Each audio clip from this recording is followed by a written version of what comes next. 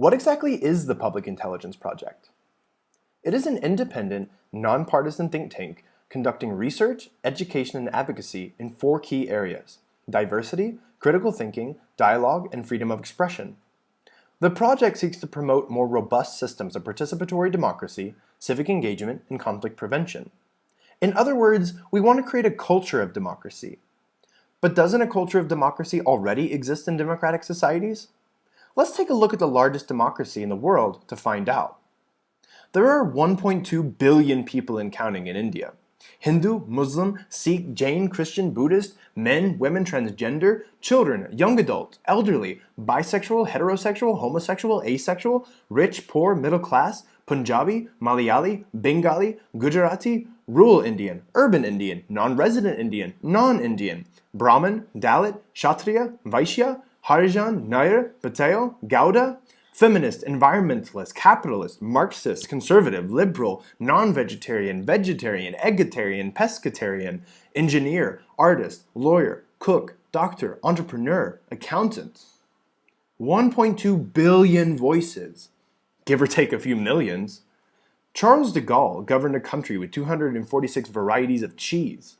That's a piece of cake. India is a country with 246 million opinions on cheese. Eat that! 1.2 billion voices speak of wants, needs, interests, and hopes. 1.2 billion monologues, ideas, debates, arguments every day. Voices whisper, mumble, shout, intimidate, threaten, trample. So how does each voice get heard?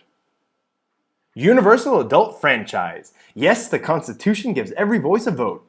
Man or woman, rich or poor, upper or lower caste. Now that is a democracy, unlike a theocracy, an autocracy, a monarchy, a communist or a fascist state. Democracy gives everybody a voice, right? That's empowerment. Wait, is that it? That's empowerment? That's democracy? We get to vote once in 5 years? That's all we've got? Choosing between the almond party and the peanut union when we're told to? Throwing out one bunch of nuts and bringing in another? Is that what it means to be a democracy? That's empowerment? Citizens outsourcing all decision making to elected representatives? That's empowerment? Is there more to choice than choosing your leader? Can democracies empower citizens beyond voting? Can citizens determine their own future? Can they differentiate between competing visions and ideologies? Can voices matter more often than every 4 or 5 years? Can voices matter on things that matter? So how does one empower? It starts in the mind. Freedom to think, make your sense of the world, freedom to live with integrity, and freedom to express what we think. And it is meaningless unless we have the freedom to protest, dissent, mock, and satirize. Oh, don't get me wrong, we have free speech in India. The freedom to ban books, censor films, burn art, and exile painters. The freedom to abuse unbelievers, infidels, apostates, and blasphemers. Freedom to beat up women in short skirts. Freedom to lynch lovers. Freedom to shut others up.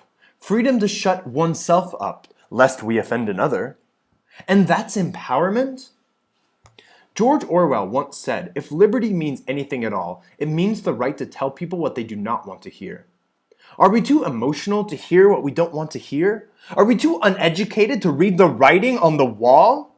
Are we too ignorant to be free? What is freedom if we're all told what to think? What is democracy without freedom? How can we just allow others to control what we think? What are we doing? Who are we fooling? Freedom empowers. And empowered people create healthy and real democracies. Democracy is much more than universal suffrage. It cannot be bestowed. Civic engagement needs to be fostered. Knowledge, discernment, and wisdom are not gifts from above. They must be encouraged and cultivated. Democracy is a learned habit. Like learning hygiene or eating healthy, it doesn't come naturally. It is hard work. Hard work generates power. Now that's empowerment. Democracies must respect the right to speak, the right to think, the right to opinions, the right to dissent. However, democracies do not have to respect your selective facts, your subjective evidence, your untested hypotheses, and your volatile sentiments. In Joseph Anton, a memoir, Salman Rushdie wrote, "All liberty required was that the space for discourse itself be protected. Liberty lay in the argument itself, not the resolution of that argument, and the ability to quarrel, even with the most cherished beliefs of others. A free society was not placid, but turbulent. The bazaar of conflicting was the place where freedom rang. But in that bazaar of conflicting, the question is anybody even listening? To empower someone, we need to listen to them. Giving the vote is easy. Listening is hard. We learn to listen to opinions that upset us, just like we learn democracy. We learn to listen through the practice and culture of dialogue. Dialogue enables us to engage in focused conversation to better understand ourselves and each other. A dialogue participant agrees to cease rhetoric and debate. Dialogue means we dig deep and be brutally honest. Dialogue helps us transcend the shackles of our opinions to a place of deep understanding. No topic is taboo in a dialogue, no topic too controversial. Now that's empowerment. Empowerment results when individuals engage in no-holds-barred conversations about the things they care about. Empowerment comes from knowing that each voice is heard, and democracy comes alive when empowered individuals deliberate contentious issues with respect and with clarity. Clarity comes from a rigorous examination of information using reason. In other words, clarity comes from critical thinking. Critical thinking challenges convention, tradition, and yesterday's solutions. The power of critical thinking helps us deal with complexity, instability, and uncertainty.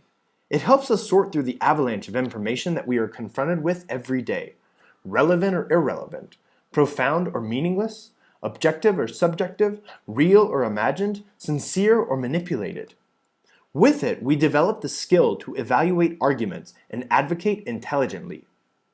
A people, an intelligent citizenry, become a democracy when they are empowered. Freedom to think and express, that's empowerment. Governance through constructive dialogue and civic participation, that's democracy.